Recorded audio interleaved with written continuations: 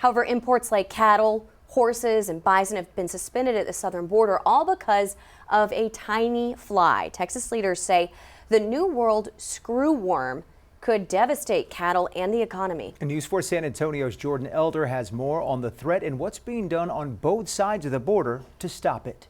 This is a New World screwworm. I know you're probably thinking this looks like a fly, but this is what its larva looks like. They burrow into the flesh of living animals or people, and they expand the wounds using these to kind of dig in like a screw. And if it hits America, it is going to be absolutely devastating to our cattle industry, at the top of the list, frankly, to a lot of our industries. Agriculture Secretary Brooke Rollins says that for months, the U.S. has been trying to stop New World screwworms from making their way across the border. And now that means all imports of cattle, horses, and bison will be blocked from entering. A tiny terror threatening to wreak havoc on U.S. livestock, wildlife, and economies. We're looking at a $1.8 billion economic impact to Texas every year. Peyton Schumann works with the Texas and Southwestern Cattle Raisers Association. He says the cost of blocking these shipments is small compared to the huge losses the screwworms could cause. I think it's a drop in the bucket. Over the last 2 years, the screwworm has been moving north, through Panama, through South America, and now into Mexico. One of the big issues for Texas is this fly is very active when the weather is above 65 degrees. This wouldn't be our first rodeo with these flies. Secretary Rollins says on X, quote, "The last time this devastating pest invaded America, it took 30 years for our cattle industry to recover. This cannot happen again." Entonces no estamos de acuerdo con esta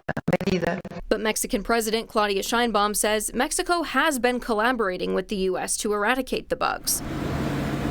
That includes dozens of planes like this one, full of sterile flies, unable to produce that dangerous larva. And just like a crop duster, they disperse them over the infected areas. But the Department of Agriculture is calling for more surveillance too, communication about where and when these bugs are attaching to animals. They'll take a look at the data in 2 weeks to help make further decisions. Jordan Elder, News 4 San Antonio.